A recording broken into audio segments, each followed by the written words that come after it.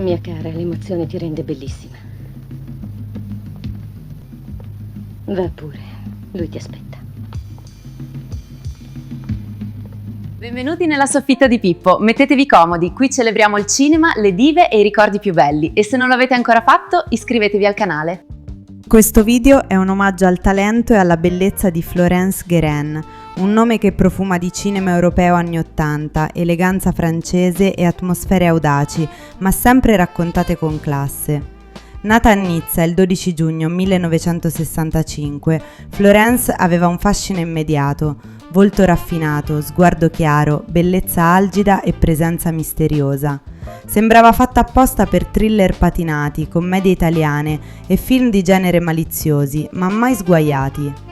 Giovanissima viene eletta Miss Cinema a Cannes, poi arrivano i primi ruoli nel cinema francese, fino al passaggio decisivo nel 1985 con Le Déclic, diretto da Jean-Louis Richard e ispirato all'immaginario di Milo Manara.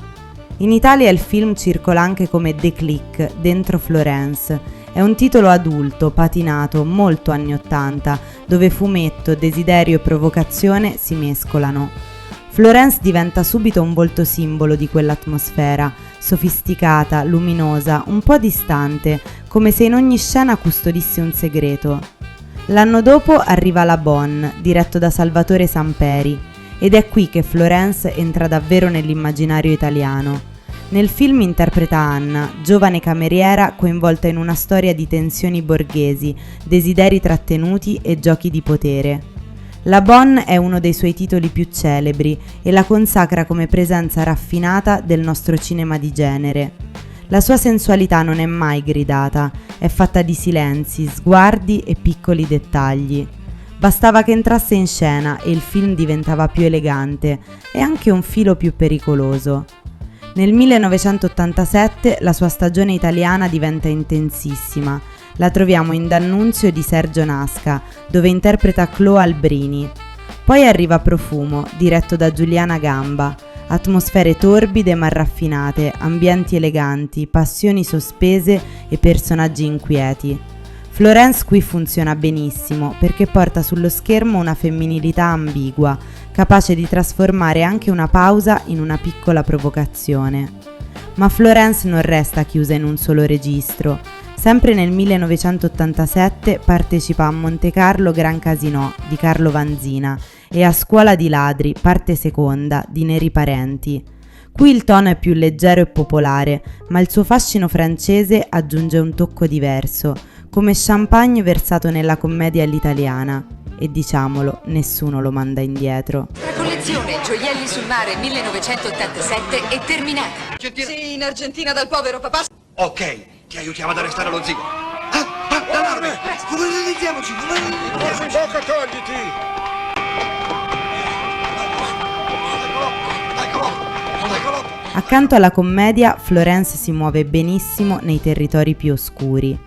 In L'attrazione di Mario Gariazzo interpreta Nadine.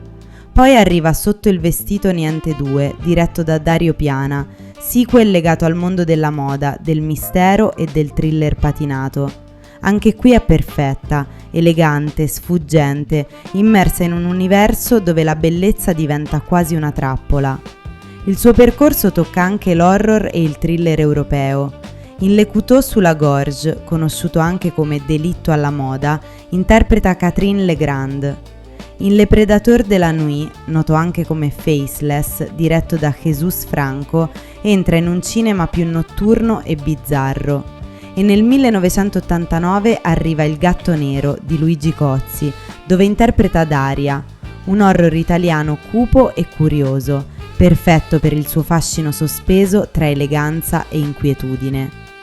Negli anni successivi la ritroviamo in Viaggio d'amore, accanto a Omar Sharif e Lea Massari, poi in Alcune signore per bene, Omicidio a luci blu e Cattive ragazze. Sono titoli di una fase in cui il cinema italiano cambia pelle e Florence attraversa tutto con apparizioni oggi diventate piccole chicche per appassionati. Nel 1998 arriva però la pagina più dolorosa. Un grave incidente stradale a Villepinte cambia profondamente la sua vita. Nell'incidente perde il figlio Nicolas, di soli 5 anni. È una tragedia enorme da raccontare con rispetto. Da quel momento anche la sua immagine pubblica cambia. Florence userà il nome Florence Nicolas e pubblicherà il libro C'est pas grave maman, legato a quella ferita e al tentativo di trasformare il dolore in testimonianza. Eppure Florence non scompare, torna a lavorare, soprattutto tra televisione, produzioni francesi e ruoli più maturi.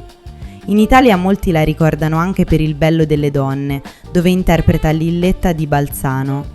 Più recentemente appare in Felicità di Micaela Ramazzotti e nella serie Super Sex. Il suo percorso diventa quello di una donna che ha attraversato cinema, fama, perdita e rinascita. Il fascino di Florence Guérin sta proprio qui. Non è stata semplicemente una bellissima attrice francese passata dall'Italia. È stata un ponte tra mondi diversi, fumetto adulto, thriller, commedia, horror, cinema patinato e cinema più irregolare.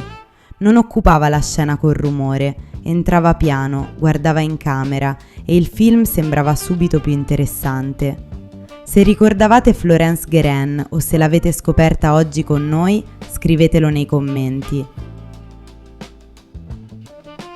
Spero che questo viaggio nella soffitta di Pippo vi sia piaciuto. Se volete continuare a scoprire gemme nascoste del cinema e sostenere il canale, non dimenticate di seguirci e di attivare la campanella. Vi aspetto!